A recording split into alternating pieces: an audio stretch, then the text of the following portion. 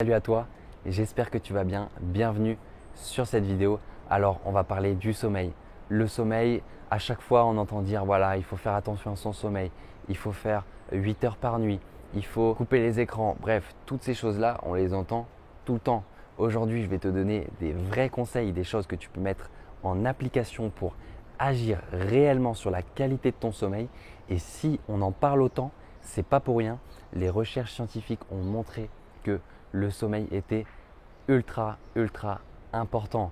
Important pour ta santé, important pour ton mental, important pour soigner les douleurs. Bref, c'est tellement important que même si on a tendance parfois à se répéter, il va falloir vraiment que tu écoutes les conseils et que tu réfléchisses à ce que tu mets déjà en application.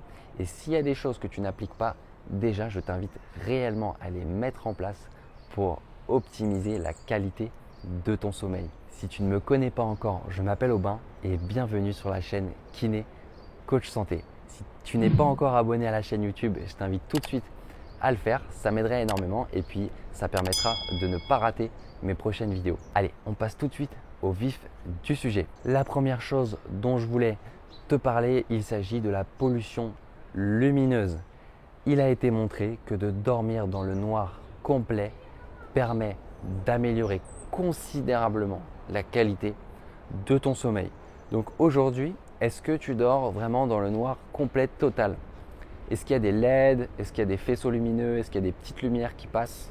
Franchement, ça paraît rien, mais ça fait réellement la différence.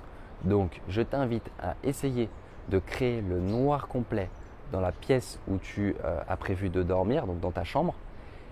Si ce n'est pas possible, je t'invite très fortement à tester, tu sais, tous les masques qu'on met sur les yeux là.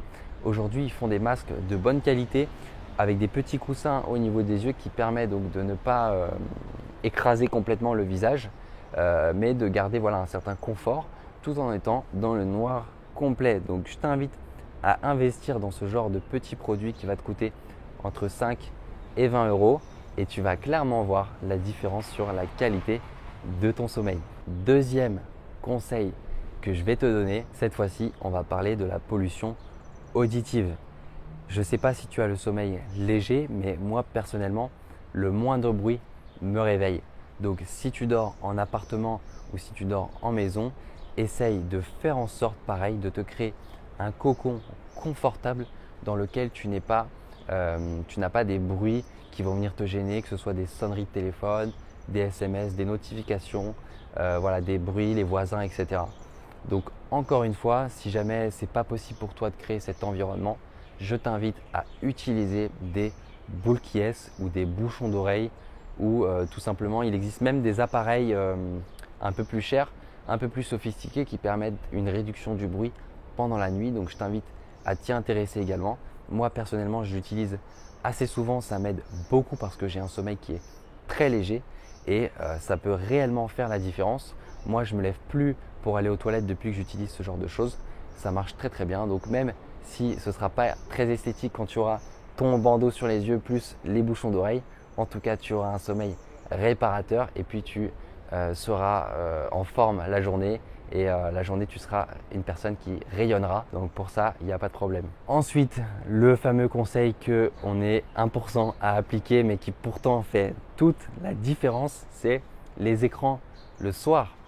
La lumière bleue du téléphone ou la lumière bleue des écrans télévisés va clairement empêcher la sécrétion de la mélatonine. C'est l'hormone qui permet d'activer le sommeil et qui permet de réguler les différents cycles du sommeil. Donc si on a un écran devant les yeux avant de dormir, ça va compliquer les choses. Donc même si tu arrives à t'endormir après avoir utilisé ton écran, sache que ton sommeil va potentiellement être de moins bonne qualité et moins réparateur. Donc si aujourd'hui tu as des coups de fatigue dans ta journée, essaye de réfléchir à est-ce que les écrans ne pourraient pas être une des sources du problème. Donc ce que je t'invite à faire pour ça, c'est voilà, 1 heure et demie avant de te coucher. Je sais que c'est difficile, essaye de couper les écrans. Tu peux lire, tu peux discuter avec ta famille, avec ton conjoint. Voilà, prends le temps de te retrouver également en famille, de se regarder droit dans les yeux. Je t'invite même à faire un petit défi avec ton partenaire. C'est pas facile, mais je t'invite à le faire et tu vas voir, ça fait toute la différence si tu arrives à l'appliquer, c'est de faire la petite corbeille à téléphone. Donc c'est quoi? C'est tu mets une petite corbeille à l'entrée de la chambre et en fait tout smartphone est interdit dans la chambre. Dès qu'on rentre dans donc, la chambre, on doit déposer le téléphone dans la petite corbeille et ensuite la chambre n'est plus un lieu propice aux écrans.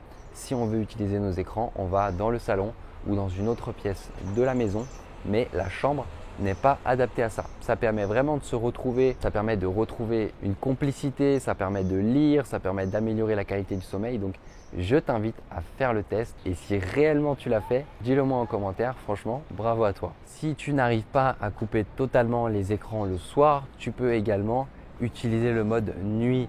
En général sur les smartphones et sur la télévision, tu peux utiliser ce fameux mode qui va te permettre de baisser déjà un petit peu la luminosité et également de passer à une lumière qui sera plutôt jaune. Donc au lieu d'avoir la lumière bleue qui va vraiment empêcher la sécrétion de mélatonine et empêcher le sommeil, la lumière jaune, elle, va diminuer déjà un petit peu tous les problèmes liés aux écrans. Donc tu peux déjà commencer par faire ça avant donc de les diminuer complètement. Astuce supplémentaire qui est en lien avec l'astuce que je t'ai donnée juste avant, c'est de lire avant de dormir. Franchement, moi personnellement, c'est ce qui fonctionne le mieux sur moi. Des fois, au bout de 3-4 pages, j'en peux plus, je m'endors et je sens vraiment que mon sommeil est beaucoup plus réparateur. Donc je t'invite à lire avant de dormir, que ce soit des romans, que ce soit des livres sur le développement personnel, sur des sujets qui t'intéressent. Voilà, moi j'adore lire des livres qui m'apprennent des choses. Donc je t'invite à faire de même et à lire avant d'aller dormir. Ça va clairement améliorer la qualité de ton sommeil. Une autre chose que je t'invite à effectuer, il s'agit de la gratitude.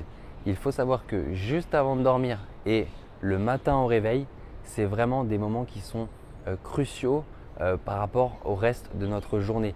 Si on se met dans un état mental qui est négatif avant de dormir ou avant de commencer la journée, il y a de très fortes chances que la suite soit plus compliquée. Donc, ce que je t'invite à faire, c'est à pratiquer la gratitude avant de t'endormir. La gratitude, qu'est-ce que c'est? C'est tout simplement, tu vas te dire 3 choses pour lesquelles tu es fier dans ta journée ou 3 choses dont tu es fier dans ta vie en général. Ça peut être, voilà, je suis fier d'avoir aujourd'hui fait attention à mon alimentation. Ça peut être, je suis fier aujourd'hui d'avoir fait une activité physique. Je suis fier d'avoir une famille qui m'aime, un mari qui me soutient. Je suis fier d'avoir bien réagi en rapport avec un conflit que tu as pu avoir dans la journée. Bref, tu vois ce que je veux dire? Ça fait vraiment la différence. Et si tu veux aller au niveau supérieur en rapport avec la gratitude, tu peux même prendre un petit carnet et noter les choses. Tu notes 3 points et au fur et à mesure tu vas progresser, tu pourras même noter un petit peu plus de points. Et ça paraît rien encore une fois ce que je suis en train de te dire, mais ça fait réellement la différence. Parce que le cerveau, lui, il fonctionne comme ça. C'est-à-dire que si tu décides de dire des choses positives à toi-même, eh ben, ton cerveau va se mettre dans un état positif et la physiologie de ton corps va changer. C'est vraiment quelque chose d'important. Je te donne juste un exemple. Si par exemple tu es dans un état négatif, un truc que tu peux faire qui marche très bien, c'est t'obliger à sourire. Tu souris comme ça. Tu vas mal, mais tu souris. Comme ça pendant 10 secondes, 20 secondes, 1 minute. Et tu vas voir, il va se passer un truc dans ton cerveau. La physiologie de ton cerveau va changer et tu vas te sentir mieux juste en effectuant ce sourire. C'est la même chose avec la gratitude. Voilà, ça fait pas mal de conseils. Donc, dis-moi en commentaire quels conseils tu vas mettre en place à partir de demain. Je t'invite également à visiter tous les liens qui se trouvent en description de la vidéo. Je te mettrai des programmes gratuits. Tu auras accès également au groupe Facebook privé d'entraide. Il est totalement gratuit. Je poste du contenu au quotidien. Donc tu vas voir, il y a beaucoup de valeur. Je t'invite à nous rejoindre et à rejoindre les différents programmes gratuits que j'ai pu créer pour toi. Abonne-toi à la chaîne YouTube si ce n'est pas encore fait. Ça m'aiderait énormément. Je t'en remercie d'avance. Et dis-moi également en commentaire quel thème tu aimerais me voir aborder. Allez, je te souhaite une excellente journée et je te dis à très bientôt pour une prochaine vidéo. Salut à toi!